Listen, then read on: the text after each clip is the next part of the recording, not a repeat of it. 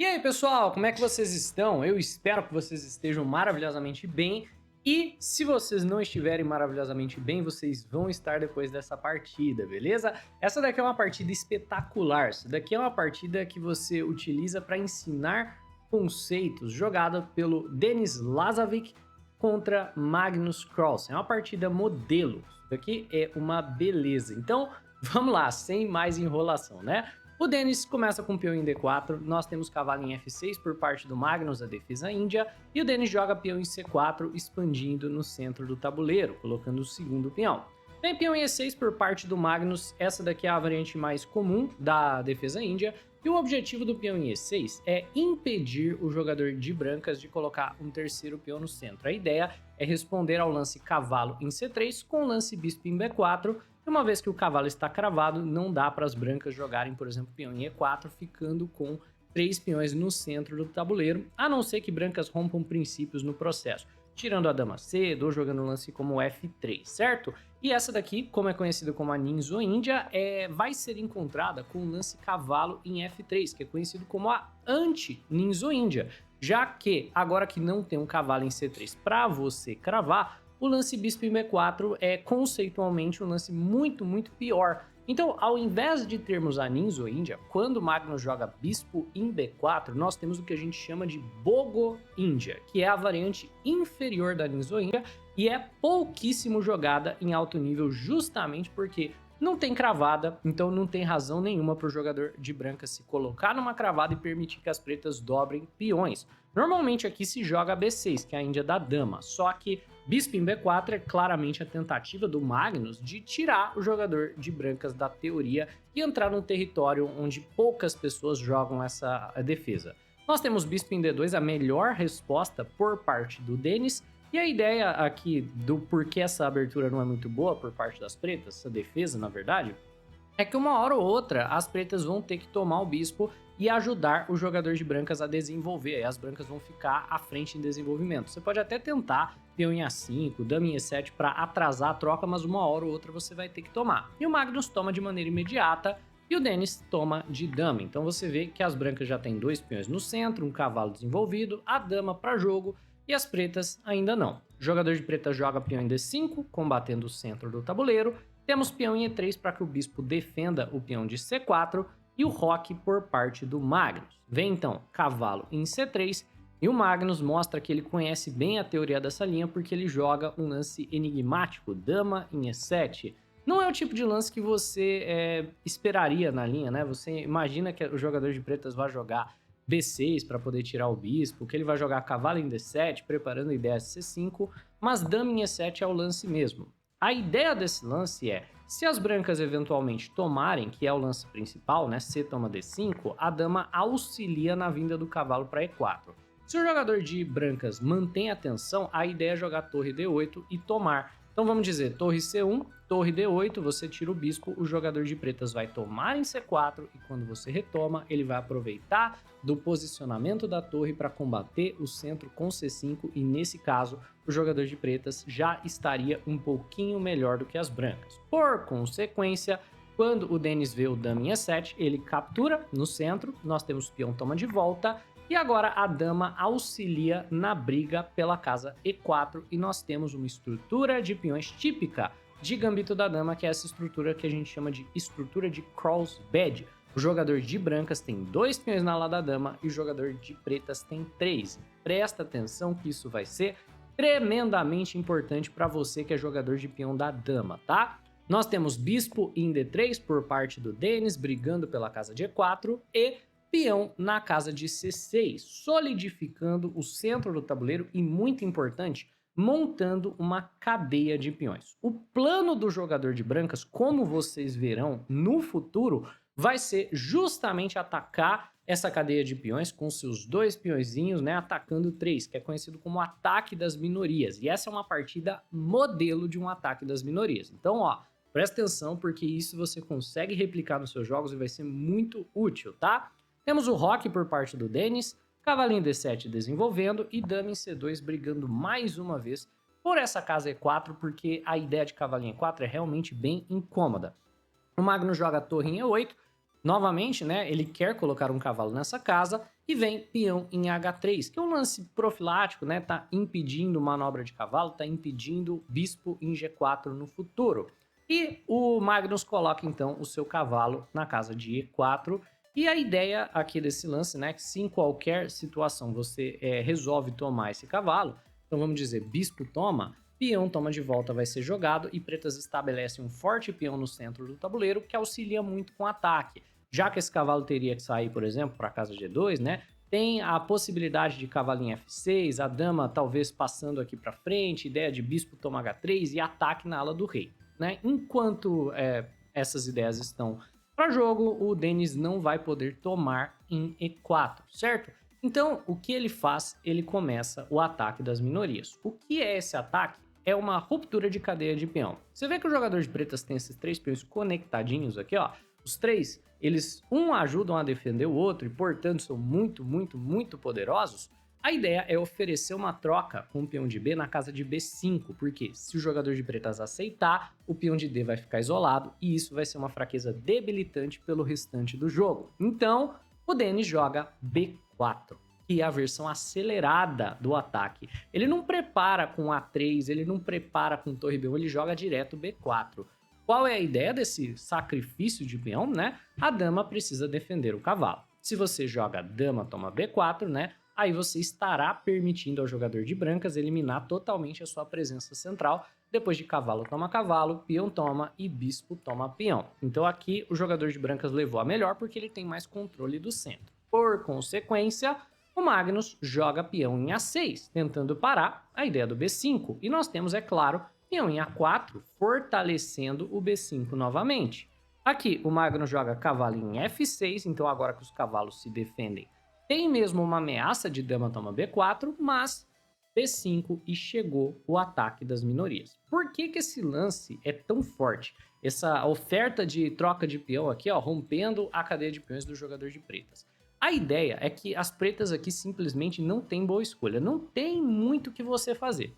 Se você toma o peão de A, então aqui estamos no modo análise, não vou mostrar no momento o lance que o Magnus jogou, mas se você toma o peão de A, você vai levar essa retomada, a coluna A vai ficar para o jogador de brancas, então o brancas já tem uma coluna aberta, e em qualquer momento, se você tomar aqui em B5, seus peões ficam uma catástrofe, né? 3 peões isolados, 2 dos quais estão dobrados e um dos quais será perdido imediatamente.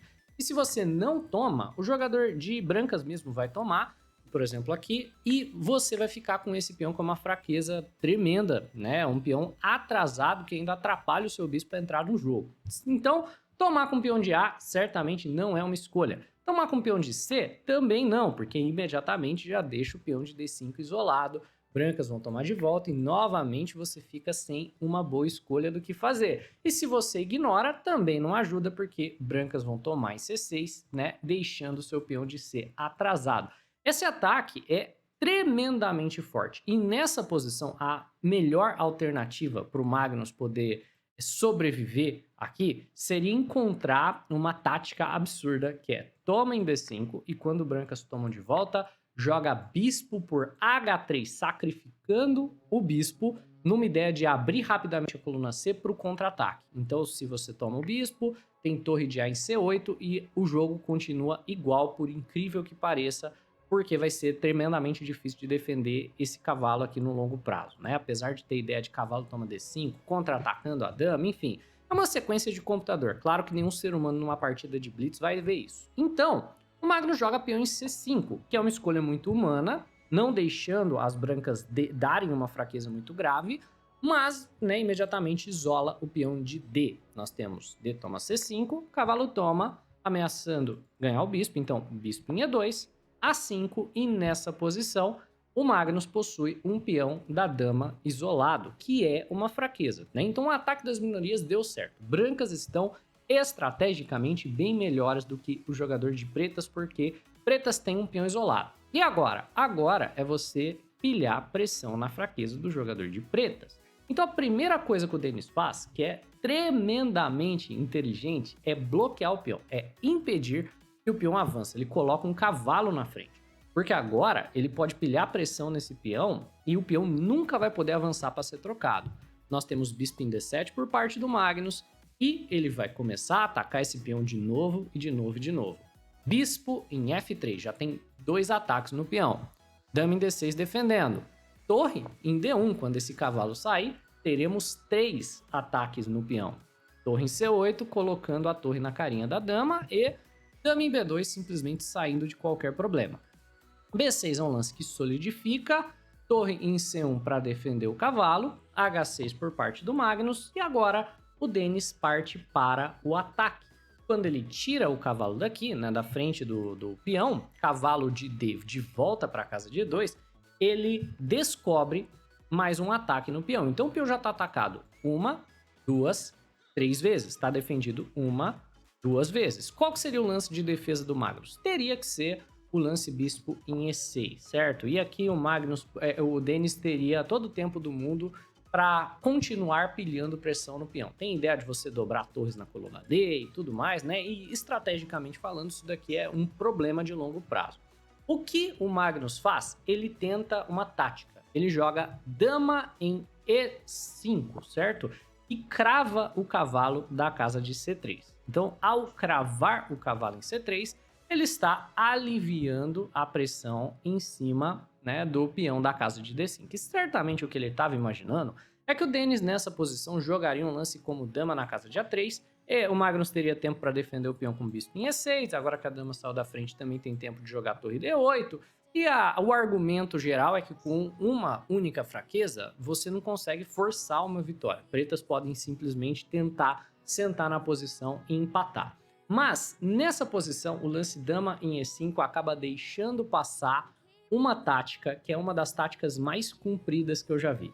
Essa daqui é uma tática, assim, gigantesca. Então, é o meu convite para você avaliar a posição e tentar encontrar por conta própria qual é a sequência de lances que vence para o jogador de brancas. E para você que está assistindo e quer melhorar no xadrez, eu vou te fazer um convite para você entrar na comunidade Super Alboredo de Xadrez.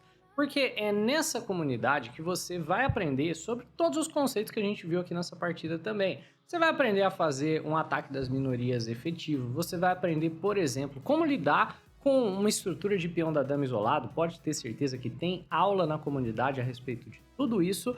E de quebra, né, você também vai poder jogar contra jogadores fortes em simultânea, você vai ter aulas ao vivo, aulas gravadas, enfim, tem de tudo lá e realmente é um ambiente muito, muito legal para você que quer evoluir no xadrez. Eu particularmente utilizo e eu recomendo pra caramba, tá? Dito isso, né, tem um grupo de WhatsApp que você pode entrar. O grupo ele tá linkado no comentário fixado, tá também na descrição do vídeo. E você entrando no grupo, você vai receber por lá o link para você poder efetuar a matrícula quando ela abrir no dia 7 de abril. Daqui a pouco, na verdade, né? Já vai ser daqui mais ou menos 1,5 que vai abrir as matrículas. Então, entra no grupo de WhatsApp, qualquer dúvida que você tiver lá no grupo você pode tirar ou comigo ou com o próprio Sup. E dia 7, faça a matrícula e se torne parte da comunidade. Eu te garanto que você não vai se arrepender. Então, de volta aqui à análise da posição. Nessa posição, o lance de aparência impossível que certamente o Magnus não estava esperando é o lance bispo toma D5. Por conta própria, esse lance parece perder material. Por quê? Claro, o peão está atacado 1, 2, 3 vezes, e ele estava defendido apenas 2, então parece que pode simplesmente tomar. O problema é que o cavalo que defende o bispo está cravado, e a torre que também defende o bispo vai ser agora distraída por uma ideia do Magnus. O Magnus joga cavalo toma A4, que é uma excelente resposta, né? Qual que é a ideia? Vem com o tempo na dama e ataca o cavalo. Então o cavalo tá cravado. Teoricamente, tá entregando o cavalo, porque você toma o cavalo, certo? Defendendo a dama, não parece que funciona. Mas o real propósito desse lance é responder com torre toma torre em C1. A ideia sendo que nessa situação, né, você tá agora distraindo um dos defensores do bispo. Se você tomar de torre, né, se você toma de torre aqui nessa situação, dama toma dama, cavalo toma bispo no final da sequência. Então, o Denis joga cavalo toma C1, porque agora se dama toma dama for jogado, né, dama toma dama, você pode tomar de volta, você tem uma peça a mais, o bispo tá intacto e muito bem defendido. Então, o Magnus joga cavalo toma bispo. E aqui, no final dessa sequência absurda, a gente tem o que o Denis viu e o Magnus não, que depois de dama toma dama, torre toma defendendo o cavalo não tá defendido. Porque a torre não consegue se manter nessa casa. Provavelmente o Magnus calculou até aqui. E o Denis viu um passo além. Ele viu que pode jogar peão na casa de F4. Olha que visão absurda desse garoto. Peão na casa de F4 impede que a torre defenda o cavalo. E vai cair uma peça. Ah, mas como assim impede, né? E a casa de F5 e a casa de H5? Pois é, independente de para qual das casas você jogue, por exemplo, torre em H5... vai vir peão em G4 e a torre não consegue defender o cavalo. E o cavalo, se sair, vai cair o bispo. Então, o Magnus responde ao F4 com o desesperado, né? Cavalo toma E3. Dessa maneira, se você tomar a minha torre, né, eu tomo a sua, e a gente vai para um final de duas peças menores contra duas peças menores. Mas é claro, tá caindo o bispo. Então, torre toma D7, torre toma B5, e nós temos esse final, na qual são dois cavalos contra um, né, cavalo e torre, e o Magnus tá com uma peça a menos, mas em troca por essa peça a menos, o Magnus tem dois peões passados conectados, então ele tem muita chance de vitória. O Lazarick joga Lazavik, né, eu tô falando Lazarick, mas não, torre em D8, temos rei em H7 e torre em D3 chutando o cavalo daqui. Torre em B1, querendo trocar cavalos, e claro, quando você tá com mais material, claro que você quer trocar. Torre toma, F2 e B5, Magnus começa a avançar os seus peões. O incrível é que o Engine considera esse final um final empatado. Se o Magnus jogar bem essa posição, é difícil de fazer, claro. Ele vai conseguir fazer com que as brancas tenham que sacrificar o cavalo nos dois peões.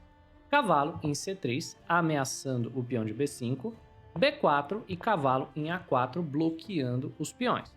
Torre em A1 chutando o cavalo daqui, e o cavalo vai para a casa ideal, C5. E aqui em C5 o cavalo está fazendo um trabalho excelente de parar os peões, mas ele está mais ou menos amarrado a ficar de olho nos peões e por consequência não pode se movimentar. A melhor sequência aqui para o Magnus, na verdade, é não fazer muita coisa. Ele pode, por exemplo, dar um cheque de torre. O que ele não pode fazer é trocar torres. Então, quando o Lazavik joga a torre em E2, a única maneira de assegurar que essa posição vai empatar seria jogando torre na casa de A3. Enquanto as torres se mantêm no tabuleiro, o cavalo realmente não consegue fazer muito, ele tem que ficar exatamente na casa de C5, e se essa torre sai daqui, por exemplo, o Magnus pode continuar dando cheques pela lateral e ele conseguiria, com muita técnica, empatar. Mas o que a gente tem é um erro de final de jogo, uma das raríssimas ocasiões onde o Magnus avalia incorretamente e comete um erro no final. Ele decide trocar torres. Joga torre toma E2, nós temos rei toma torre, e ele acredita que vai conseguir empatar esse final, por quê? Ou o rei desaloja o cavalo, é uma condição de empate, se o rei desaloja o cavalo daqui, ele vai ter que se sacrificar conforme os peões vão avançando mais e mais, ou o rei consegue talvez ameaçar esses peões. Então o Magnus começa a trazer o rei para o centro. Em G6, nós temos rei em F3 e F5 aqui por parte do Magnus para assegurar talvez um caminho na direção dos peões. Só que rei em E3, o rei do jogador de brancas vai chegar na casa G5, né, relativamente rápido. Se o rei do Magnus começar a vir para lá da dama, o rei das brancas chega primeiro capturando os peões. E então o Magnus percebe que a posição aqui já não tá dando mais para salvar. Ele joga rei em H5, tentando chegar nos peões da ala do rei, mas o G3 impede. G5, tentando desesperadamente trocar peões, afinal de contas, se ele conseguir trocar esses três peões, é claro, somente com o cavalo a posição vai empatar, mas não dá tempo. Rei D4 e rei E5 estão vindo. Peão toma, rei em H4, rei E5. Rei toma H3, rei toma F5, e nós temos uma corrida de peões. Rei G3, rei E5, os dois peões na verdade vão coroar muito próximos um do outro, mas quem vence a corrida é o jogador de brancas, que vai coroar nesse lance, mas aqui, ao invés de coroar, que também ganha, a gente tem um lance fino, cavalo em E4, e nessa posição o Magnus Carlsen abandona a partida porque ele vai levar checkmate mesmo que coroe. Em G2 poderia ter sido uma continuação, o problema é que as brancas coroam e o cavalo está perfeitamente colocado para forçar o checkmate, independente do que você faça. Se você promover dama, aqui o checkmate é muito rápido, dama em F2, a única casa que você tem é a casa de H3 e dama em G3 será checkmate, então nós temos a vitória aqui no cavalo em E4 de uma partida praticamente perfeita, feita pelo prodígio da Bielorrússia, Denis Lazavi. É um nome bem dificinho de falar, inclusive.